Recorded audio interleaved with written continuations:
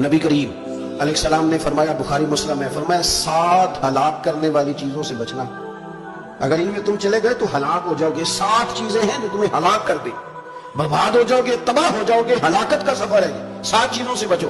یا رسول اللہ صلی اللہ علیہ وسلم وہ کون کون سی؟ تو حضور نے فرمایا، اللہ کے ساتھ شریک نہ کرنا، ہلاک ہو جاؤ گے۔ دوسرا نبی پاک صلی اللہ علیہ وسلم نے فرمایا، جادو نہ کرنا، ہلاک ہو جاؤ گے، ہلاک۔ اور یہاں جسے حضور فرما رہے ہیں ہلاک ہو جائے گا، وہ بچے گا۔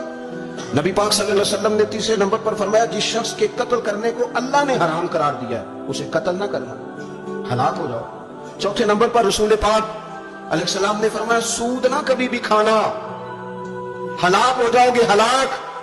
بڑی بڑی دلیلیں دی بینک والوں نے، بڑا سمجھایا تو حدیثہ مان گئے، محترم مان گئے، کہنے لگے نہیں کہ نہیں وہ کاروبار میں لگاتے ہیں، بڑے بھولے والے ہیں، پتہ سارا ہے۔ اور دیکھو سب کاموں کے باوجود مستقل بینکوں میں پیسے اس اکاؤنٹ میں رکھے ہوئے ہیں جہاں سے مستقل سود آتا ہے۔ حضور نے فرمایا، نہ کرنا یہ کام۔ تو کہتے میں سود پہ پیسے لے کے کاروبار چمکاؤں گا، تیرے نبی پاک نے تو فرمایا تو ہلاک ہو جائے گا۔ تو کہتے میں میل لگاؤں گا، حضور نے تو فرمایا ہلاکت ہے۔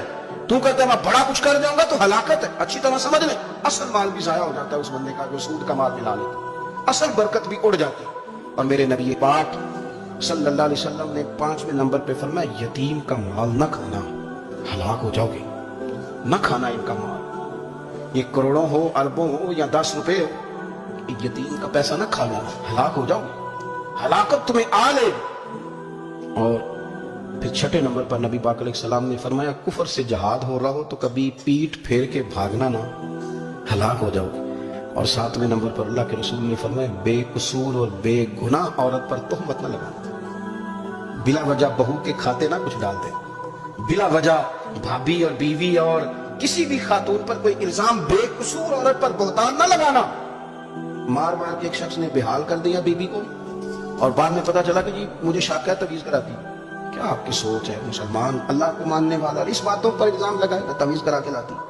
بے قصور عورت پر بہتان، ایک تو بات ہے اسے مارنا، اور ایک یہ ہے کہ کوئی تکلیف دینا، اور ایک خالی اتنی بات کی کہ بہتان بھی نہ لگانا، اس پر الزام نہ لگانا، یعنی تم نے صرف بے قصور عورت پر الزام ہی لگایا تو حضور فرماتے ہیں ہلاک ہو جاؤ۔ یہ ہلاکت والا کام ہے، لیکن ہم بغیر سوچے سمجھے کہہ دیتے ہیں اس نے کہا ہے، اس نے کیا ہے، یہ کرتی ہے، یہ کام نہیں کرے۔